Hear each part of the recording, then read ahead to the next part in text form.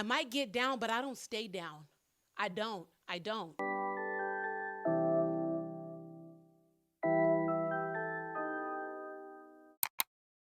Hello, guys. Welcome to As If the Podcast with your host, me. Asia, my queen. That is me. That is she. I am where I want to be. How's everyone doing today, tonight, whenever you're watching or listening? I am doing fabulous. You see how I paused and waited for your response? We're getting better. We're getting better. I am a Leo, and we tend to be a little self-centered. So, excuse me, I am learning how to care about other people's feelings. No, I'm joking. But how's everyone doing today? I am doing amazing. I have been very productive today. I am getting these videos. I'm getting them out, y'all. I'm getting these videos the fuck out. I ain't fucking playing with these bitches. Like, I'm not playing. Like, can I go on a rant? Can I go on a rant real fast? I'm not playing. I'm not playing. The rest of this year is mine. Belongs to me. I'm not motherfucking playing with nobody. You want to play in my face? Bye. You want to make slide comments to me? Bye. You don't want to be loyal to me? Bye. I'm not playing because I'm going somewhere. And do you know how I'm going somewhere? Because I'm fucking relentless, baby. I might get down, but I don't stay down. I don't. I won't. I've been through too fucking much, y'all. I've been through too damn much, y'all. My life was almost taken. I am a product of addicts. In America, they want to condition black women to think that we ain't shit and we ain't about to be shit and we could only be what they say that we could be. I'm not playing with y'all. I'm not. I'm going to die about it. All right? I'm going to die about it, period. I'm listening to Beyonce because, of course, that's all I fucking listen to. And I'm thinking about my second grade teacher. What a whore of a woman. What a whore of a woman she was. My parents were deep in some shit. My teacher knew that my parents were going through it. She thought she could say certain things to me because I was a child of two addicts, so who cares about this little girl? But little did she know, it didn't matter how deep my parents were into drugs and shit, my mom was gonna show up. My mom was gonna show up and show out. So my mom was not playing that bully my kid and you're gonna get away with it. Like, my mom was calling. I remember there was times where teachers wanted to say some slick shit to me, and I would go to my mom about it, and I would hear the phone ring. Remember, we used to have the phone on the walls, and the teacher used to answer the phone at any time. I'm like, okay, well, we're in the middle of a lesson. Now that I think about it, it's like, what's going on? But she would answer the phone, and I would see the teacher's face go white. I don't know what my mom was saying, but the teacher would give me the phone and be like, hey, Asia, this is your mom. When my mom was done talking to her, and I would get on the phone and my mom would be like, and let me know if she treats you any different after this conversation. So she wasn't playing. So I was thinking about my second grade teacher and how she tried to play me so bad. She tried to play me so motherfucking bad, and she felt like I was just so fucking stupid. She treated me like I was dumb. And I'm not going to lie to you. A lot of these white women, they treat me like I'm stupid. But it's because we don't speak the same language, right? We don't speak the same language, but that doesn't make me dumb. And that doesn't make you smart. It just makes us different. And I just felt like my teacher could have done a lot to help me with my confidence and stuff like that, because I do feel like a lot of people would be so much further in life if confidence was instilled in them very early. But she didn't do that. She didn't care to do that. But you know what, ho? This is for you. Anyways, moving on. So I'm not going to sing today because I've just, people have just been getting really obsessed. Like, I'm walking down the street, they're saying, "Hey, is that Keisha Cole?" And I'm like, "No, it's me. It's Asia, my queen. What the fuck?" And I'm like, "Let me be the one who can take you from all the things you've seen. And if you trust in me, I can be there for anything you need. Give it all to me, baby. Don't you run from me, baby. I'll give you every little piece of me. No, I won't leave out a thing, 'cause I know you've seen a lot of things in your life." They ate that fucking song up. Like, period. I was watching the music video a couple days ago, and Monica with that pixie and that swipe bang, and Keisha Cole with that green eyeshadow and that green dress, they ate. They fucking ate. That song came to my mind because my first husband had dedicated that song to me. And I remember it was so sweet. I was like, wow, like she cares so much about me, until I started dedicating songs to people. And I was dedicating the same song to about 10 people. There's about 10 people that are out in this world saying that I dedicated a song to them. And I'm like, listen, y'all all got the same song.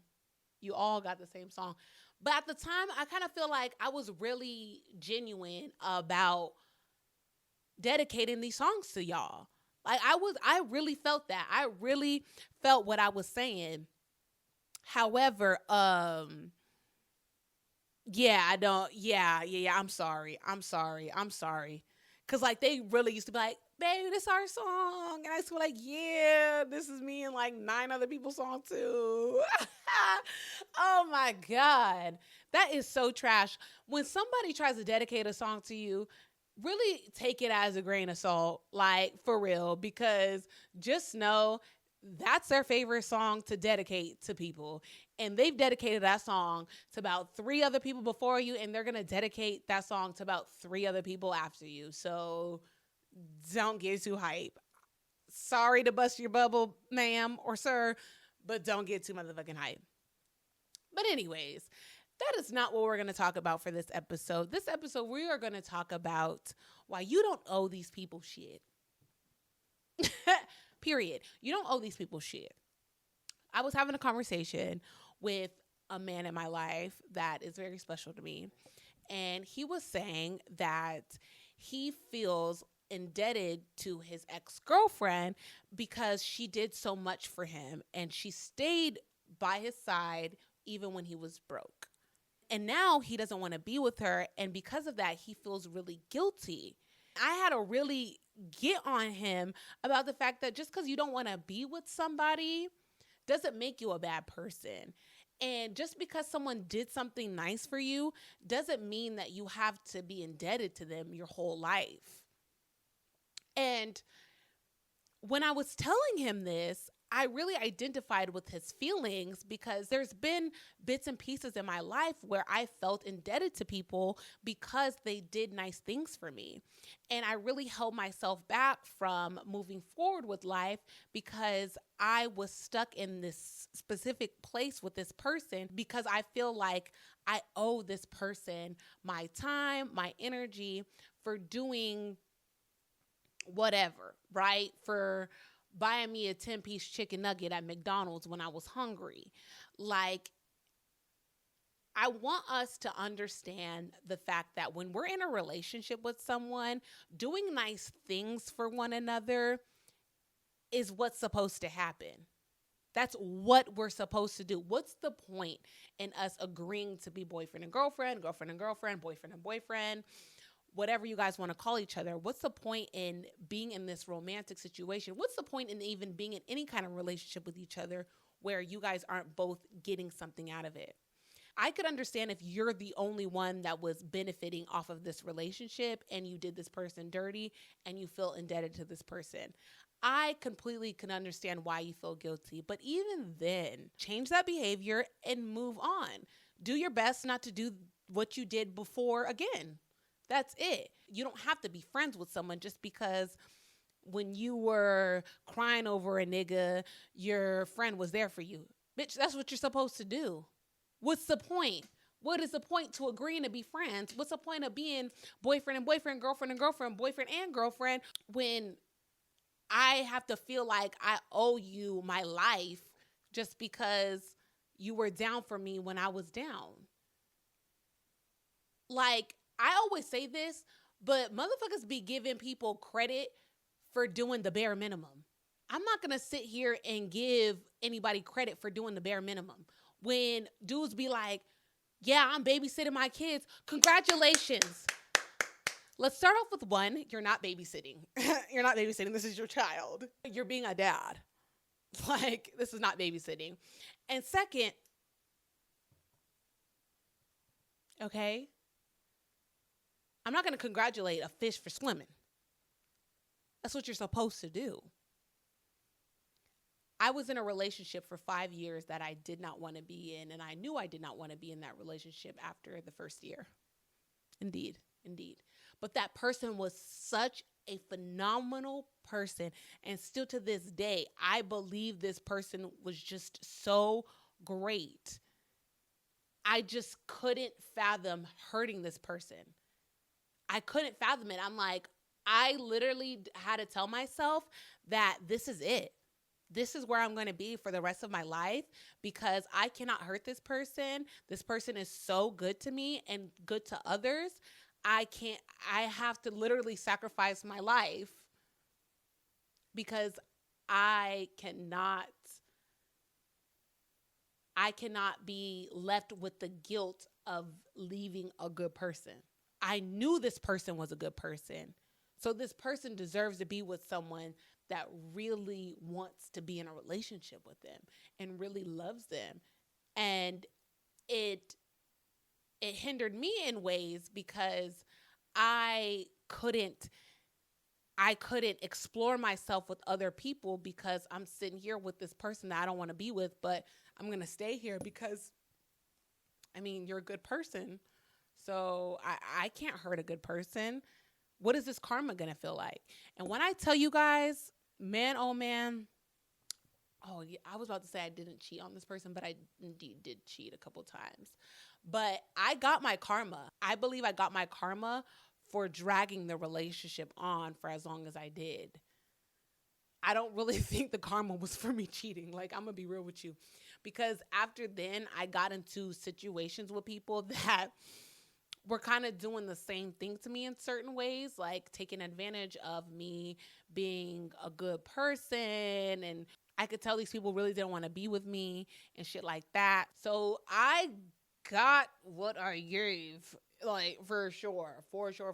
You feel like you're doing good by this person by staying in their life, but you're really not.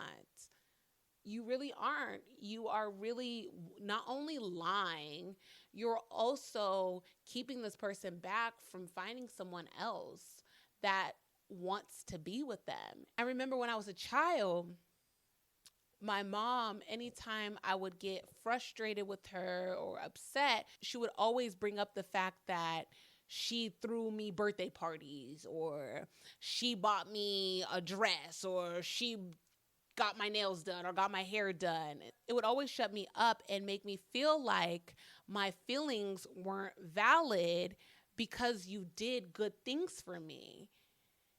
And you are allowed to treat me in certain ways because you've done good things for me. And so it kind of warped my brain and made me not take some of her actions seriously. So when I went to therapy for the first time and was explaining some of the things that would happen and how she would put her hands on me and stuff, my therapist had to tell me, well, you were abused. And I believe that, like, if someone else were to tell me those things that I was telling my therapist, I would say the same thing. However, I kept telling myself, I mean, yeah, she did punch me in my mouth.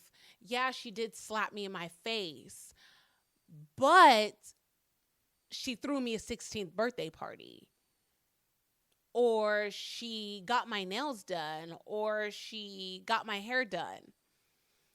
And so, like, it would just be like, okay, well, like, I mean, do these things really matter? I was like, does this verbal or physical abuse really count if she's doing all these things for me?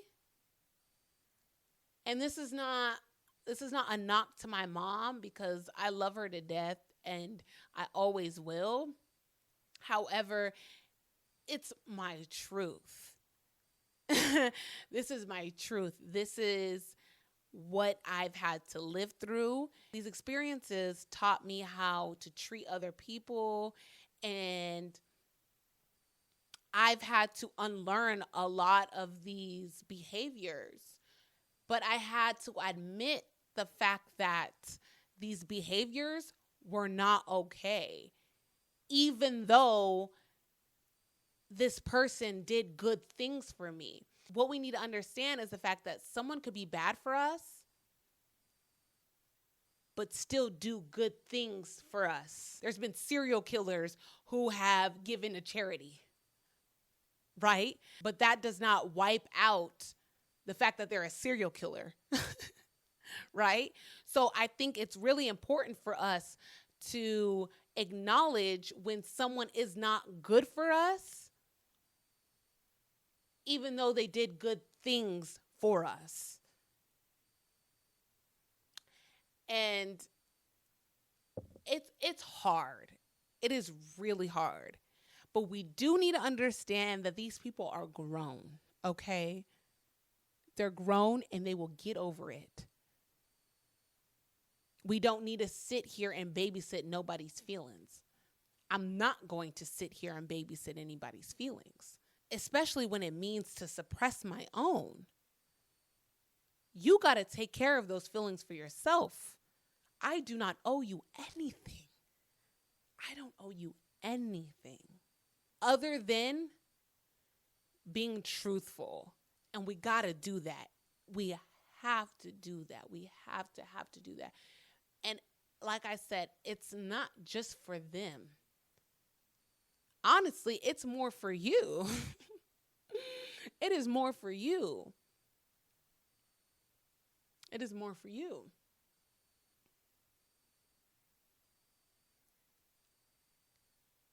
I just think about the shit that we gotta miss out on because we're trying to save people's feelings. Stop saving these people's feelings. They're gonna be okay. They're gonna be perfectly fine. You've had your heart broken before. You're breathing, you're living.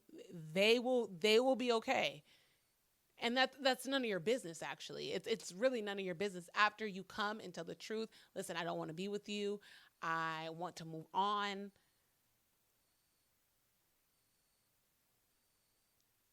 I just believe your only duty to a person that has been good to you is to tell the truth. Don't give too much information now, all right? You don't need to do too motherfucking much. It's getting too loud. But be real. Be straight up and be like, listen, this ain't it no more. All right? This is not it anymore. And you deserve to be with somebody you want to be with, and I deserve to be with someone I want to be with. And it is interesting because you're like, wow, I want to do good by this person. You think doing good by somebody is faking by catering to their needs.